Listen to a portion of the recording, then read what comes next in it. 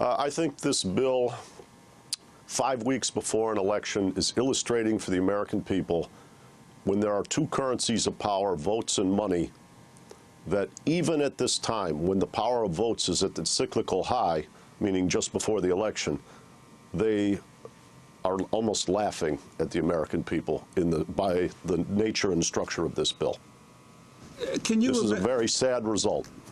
Can you remember a time when there has been so much public anger and opposition to a piece of legislation, but yet the House and the Senate seem to be moving along and going ahead to pass it?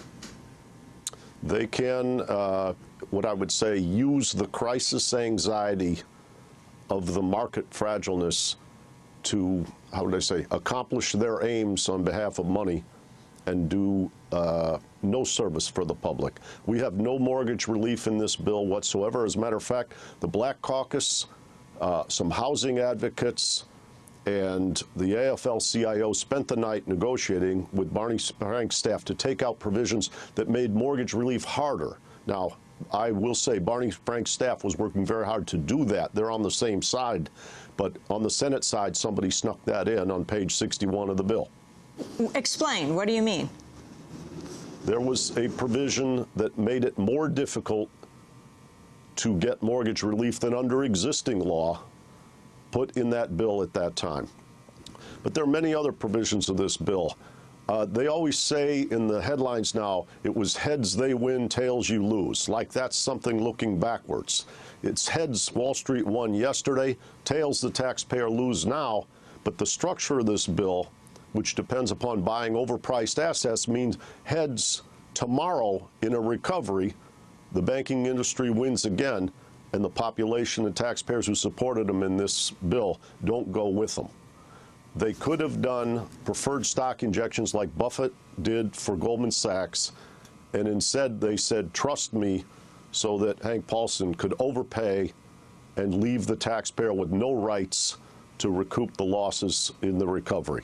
I've seen Mr. Buffett on Charlie Rose the last couple of nights, and I am absolutely amazed that he is so supportive. I know he's had great success trusting in management, but Berkshire Hathaway investors are being taken care of much better than U.S. taxpayers at this time. Robert Johnson, you mentioned Henry Paulson. The New York Times has an article today, fascinating look at how this crisis unraveled. And they claim that back in 2004, it was Paulson himself who, as head of Goldman Sachs at that time, had meetings with all the other major investment banks and the Securities and Exchange Commission and convinced the SEC to allow them to reduce the amount of money that they kept in reserves to back up any debt that they had. In essence, that he pushed the SEC to reduce regulation and allow them to take the risks that ended them up where they are today.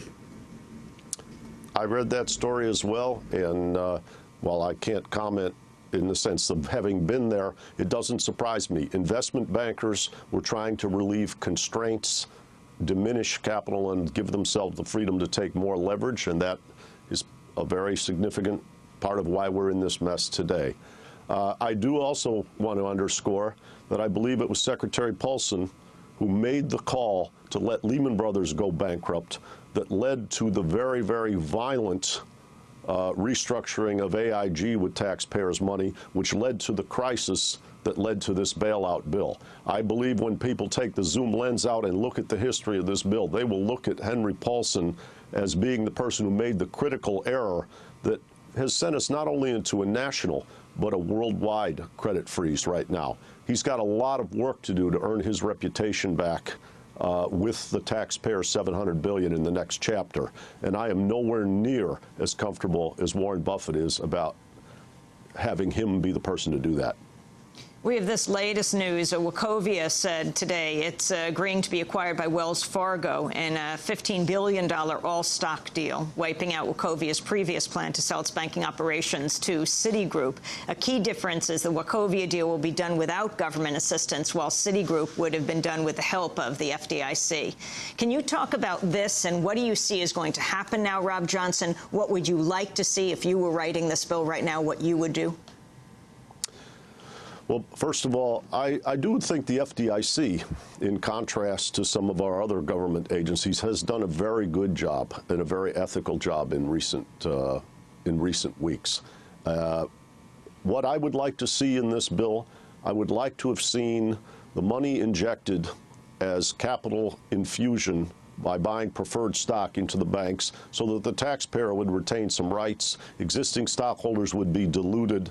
Existing stockholders, after all, are the owners of the companies that made this mess.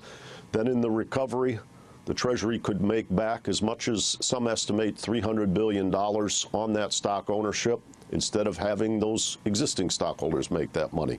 Secondly, and perhaps the place where we should have started, was the Homeowners Loan Corporation acknowledging the overhang of these and unaffordability of all these mortgages and developing a restructuring, which, by the way, would raise the value of the securities, these mortgage-backed securities that are toxic assets sitting in all the banks.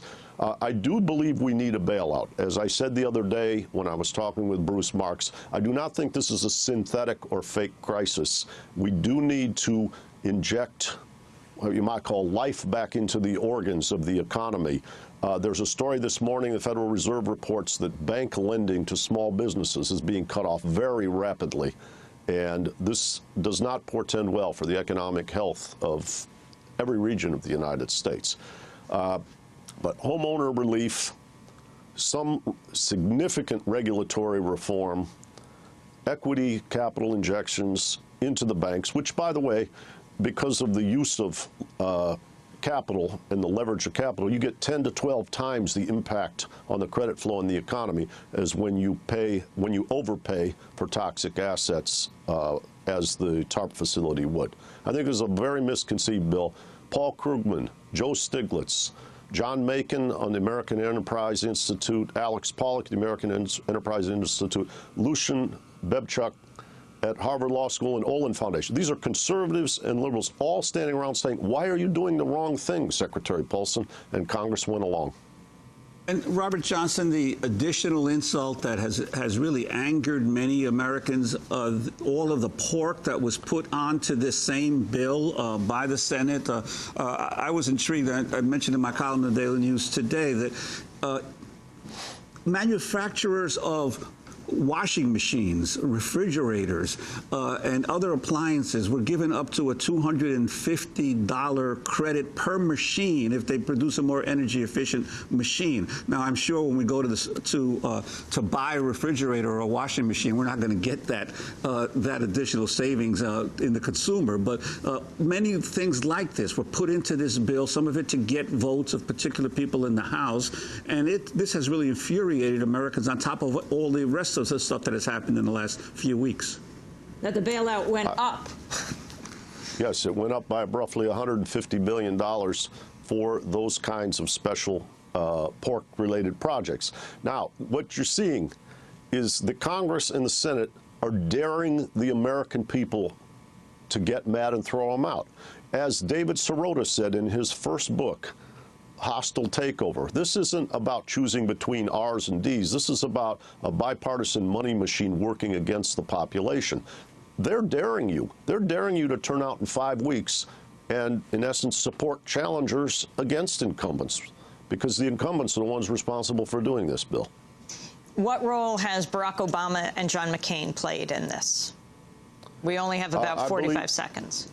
Sure. I believe Barack Obama and John McCain have played along, not exerted significant leadership, but one of them on January 20th next year is going to have to change that tune significantly if this economy is going to repair. A credit crisis is a crisis of trust and confidence.